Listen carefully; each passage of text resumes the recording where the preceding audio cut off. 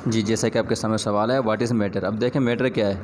Everything around you is matter. आप चारों तरफ देखेंगे, टेबल, विंडो, फैन, फ्लावर्स, कोई भी चीज़ हो मैटर होती है। यहाँ तक कि इंसानी जिस्म भी एक मैटर ही है।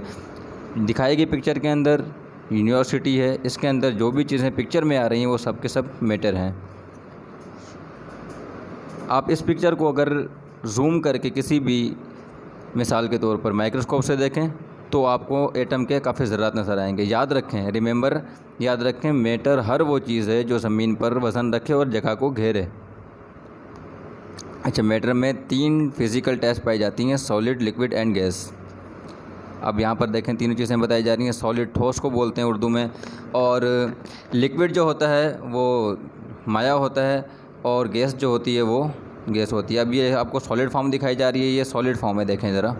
इसके बाद ये आपके सामने आ रही है लिक्विड फॉर्म। लिक्विड फॉर्म के अंदर मॉलिक्यूल जो होते हैं वो आज़ादाना हरकत करते हैं, स्लिपरी टच होते हैं, स्लिप होते हैं एक दूसरे के ऊपर। और आखिर में गैस, ये बहुत ज़्यादा दूर दूर होते हैं और इसके पार्टिकल जो हैं वो फास्टली हरकत करते हैं। वॉल्यूम जो होता है इसका आपके सामने आपने देखा। तो think about it, can you name any thing world that not a solid, liquid, gas. तो बेटे अब आपके सामने तीनों चीज़ें दिखाई जा रही हैं। पहली सॉलिड है, दूसरी लिक्विड है और तीसरी है गैस। ठीक है,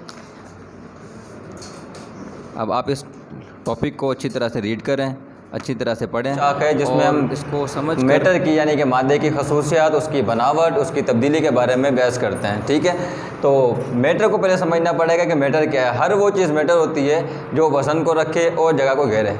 ठीक है, अब मैटर के अंदर हम इसको जब स्टडी करते हैं तो क्या किया जाता है जी, उसके अंदर हम 3 चीज़ों से इसकी स्टडी करते हैं, composition, properties and structure. Compose करने के लिए किसी भी चीज़ों को जोड़ा जाता है।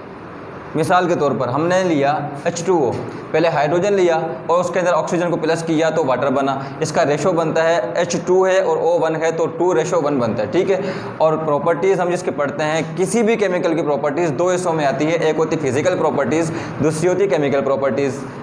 इसी तरह जब हम स्ट्रक्चर देखते हैं तो स्ट्रक्चर के अंदर किसी भी केमिकल का या किसी एलिमेंट का स्ट्रक्चर जो होता है माइक्रोस्कोपिक स्ट्रक्चर।